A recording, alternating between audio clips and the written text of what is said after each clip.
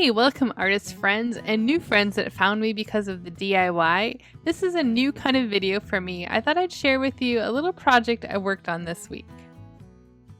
I'll share more about the why of this project in a few minutes, but let's get to the tutorial first. I grabbed this wood planter box with a removable zinc liner from Amazon and this pack of stencils. I'll have all the links below to this planter box, maybe a couple alternatives that I consider to the stencils, and all of the supplies that I used to create this.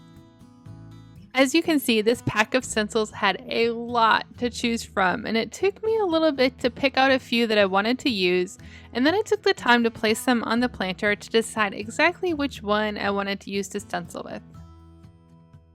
It was actually kind of a hard decision to make. I had this look in mind that I wanted for the planter, and so I'm trying to find the right stencil here to accomplish that goal. I wanted it to look like distressed and stenciled and old and worn. I have some other projects in mind that I want to do in my yard that kind of include a stencil, and so I wanted to kind of start with that here and see how it worked. This is my first little artsy DIY project that I'm sharing. I have lots of other plans for my house. It's my goal to have a house that's artsy and creative and has lots of artwork, so I'll probably have a few more DIYs for you in the future. So to begin to stencil, I grabbed my gesso and this foam applicator.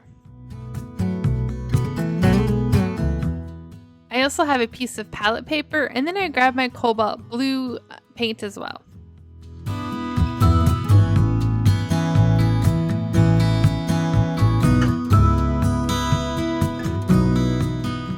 So I'm just adding a little bit of gesso and the paint to my palette paper to use as my palette to stencil with. I'm going to put some here in this foam applicator and not too much because I don't want it to get goopy. You'll see when I make, I think, the second stencil here, it does get a little overdone, but it's okay. Like I said, I want this to look worn, distressed, not perfect, aged, and really kind of creative in the end.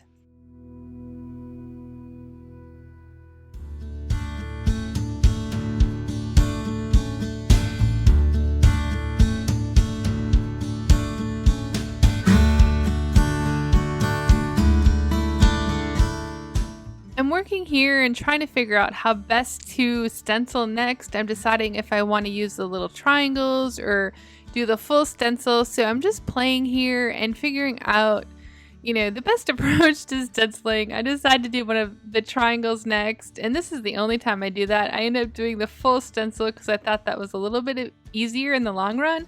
And then I'm going to add the little bits of triangles after I get the full stencil done.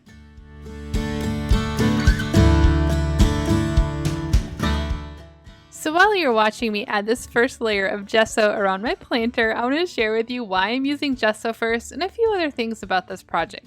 So I chose to use gesso first as my first layer. Gesso kind of acts like a background layer. It allows the paint to really shine, but for me it's also adding a little bit more interest to the distressed look of this planter that I'm creating. Second, I want to let you know that I'm putting succulents in this, and I am in Texas, and this succulent planter is going to be on my front porch that gets full afternoon sun.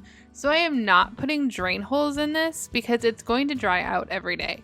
However, if you are using this inside or you don't have the full sun like I do, I would recommend that you remove that zinc liner and maybe use a nail and pound some drainage holes in it. And then when you water, remove the liner completely, water it, let it drain, and then put it back in this box. I wouldn't let the water drain into the wood box itself. I would remove it when I water it if I lived in a climate that I needed to do that. However, these succulents have lived on my front porch in different types of pots and environments for quite a while, so I know that they're okay with not draining water, which brings me to why I am doing this project.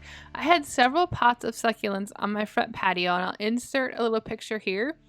And I got tired of picking all of them up this winter when it got too cold and putting them in my garage. And it kind of looks messy, and I decided I wanted to contain them all in one type of container. And I had a hard time finding exactly what I wanted to put them in. And then I saw this box on Amazon when I was researching, trying to find the right planter, and thought, oh, it's great. But I got it out from its box when it arrived, and I didn't like the color exactly. It was just too plain for the wood table on my front, and decided I needed to stencil on it to make it a little bit more creative. Now, when you see the picture of that table I mentioned, my next project is to stain that table so it looks a little better. It's kind of worn and needs to be stained.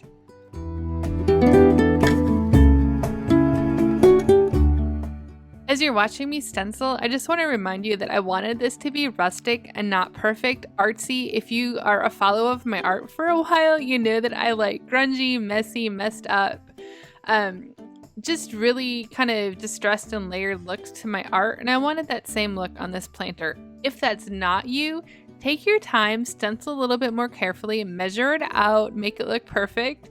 You could do that too with this project and it would be just as gorgeous. And now that that gesso layer is dry, I'm adding my next layer of the cobalt teal paint.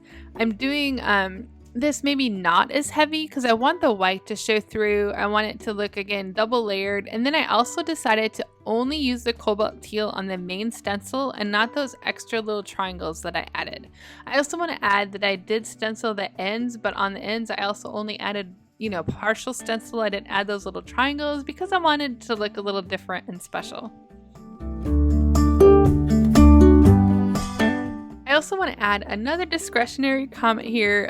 Like the drainage holes, I know my situation and I know this is going to be pretty protected from the weather, and so I'm not going to add any crazy sealer. I'm just using normal acrylic paint and gesso here. I've painted pots in the past for my patio and used golden paint, and it's actually lasted for several years because they're under a cover. If the paint wears away a little, that's fine with me. Again, it's going to add to that distressed look. But if you're going to put this in, a different situation, know how you're going to use it and maybe buy a varnish to put on top of it or use special outdoor paint. But I knew exactly for my situation that this paint would work for what I needed it to do. There are other paints, other outdoor paints, house paint that you can use. Don't think you have to get this golden paint or the gesso, be creative. Just use this as an idea to create a cool succulent garden for your own house.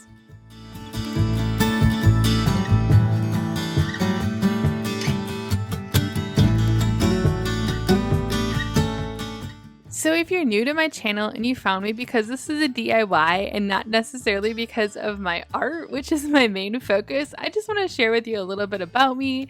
I'm a mixed media artist. I live in the Austin, Texas area, and I'm starting to decorate and add stuff to our home. We've lived in it about 3 years now, and I'm finally starting, to find my way after unpacking and all of the craziness with the pandemic and not being able to find furniture and things for my house. So I'm starting to add a little bits and pieces of personality to our home, which was a new build home.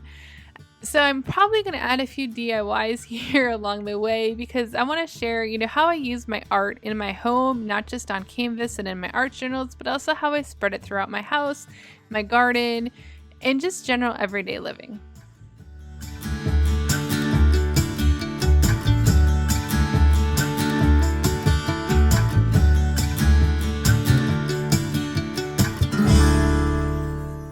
So back to the project. Now that I have completely stenciled that cobalt teal, I'm also adding a little bit of it to the edges to add more of that distressed, torn look.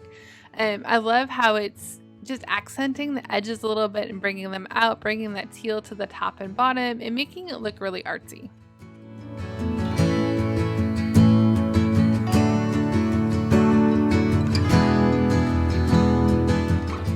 So now my planter is completely dry and I want it to look a little bit more distressed, a little bit more rustic, give it a little bit more of a tone to it. So I'm adding some of this Sepia India Ink and this Payne's Gray ink to it. They're acrylic inks and India inks, and they're also permanent, but they're a little bit more watery, so they're going to soak into the wood and create some lights and darks and just some more interest to the background. I'm watering it down, spreading it with my finger, adding it mainly to the top and the bottom. Different parts, you can see how just adding that is adding some more dimension to the planter and some more interest, more distressed look to it. And once I get the sepia color down, I'm going to add the Payne's Gray color next.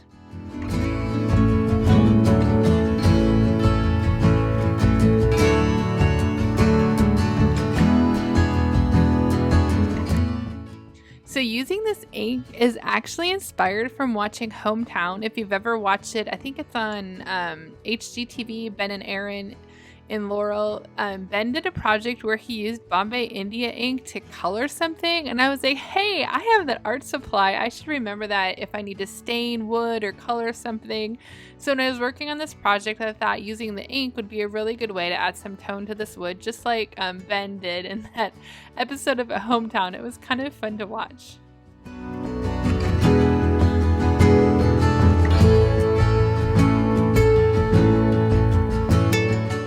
Now I'm adding that Payne's Gray color. It's really a deep kind of navy, a black gray navy kind of color to add a little bit of that navy blue to it. My patio's got some navies and some teals on it, so I'm wanting to add that. Now I'm going to finish the process around the rest of the planter. I only did that one side because I knew if it didn't turn out, I could make that be the side that faced away from the street. But since I liked how it looked, I'm going to continue adding that sepia color and the Payne's Gray color to the front or the back, whichever it ends up being, and the two sides as well.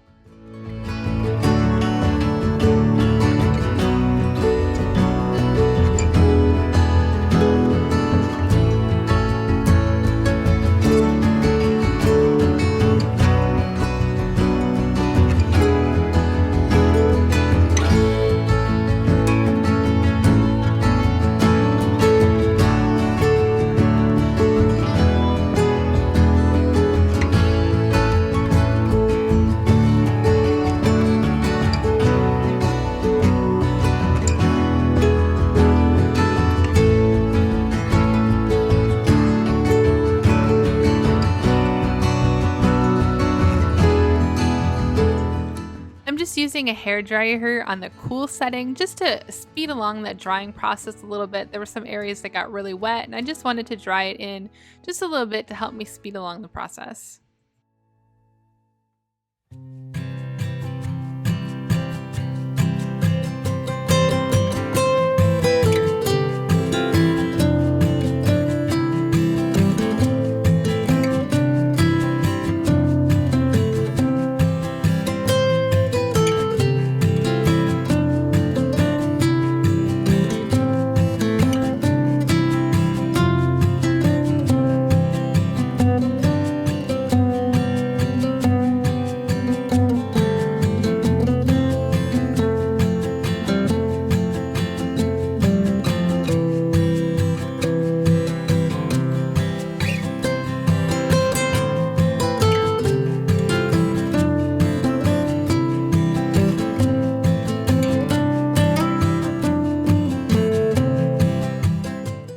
Absolutely loving the effect the sepia ink and the Payne's Gray ink are adding to this planter. Now it is a little bit darker. It will dry a little bit lighter. You'll see in just a minute the next day when it dries. You could add another layer to it the next day if you want it to be darker, but to me it dried exactly how I would have liked it. So just know, keep adding layers if you want it to get a little darker, but man, this is adding so much dimension to this planter and it's looking really kind of artsy and fun, I think.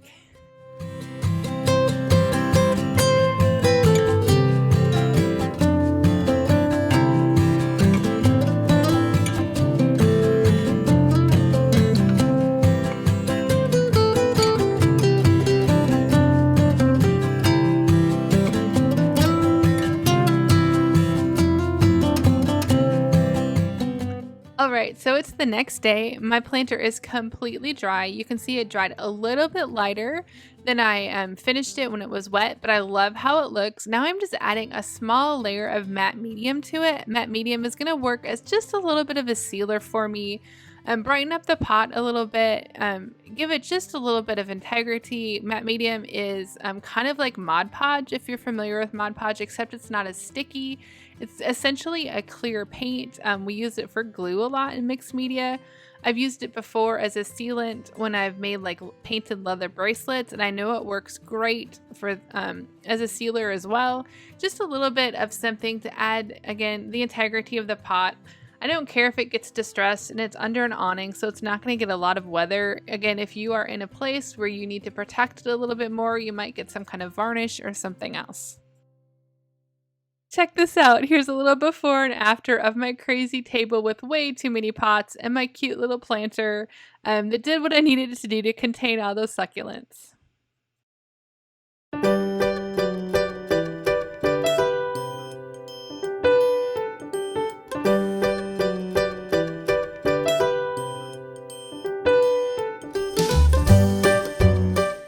And with that, I'd like to take some time just to thank you so much for watching my first little DIY tutorial here. There's not going to be a lot of them on my channel, but if I do something fun and artsy to my home, I might happen to record it and share it with you. I'll have all the links for this project below. I'd like to invite you to subscribe, follow me on Instagram. If you happen to make a cute little succulent garden, tag me on Instagram. I want to see what you create. This is so much fun to add just a little artsy touch to your home.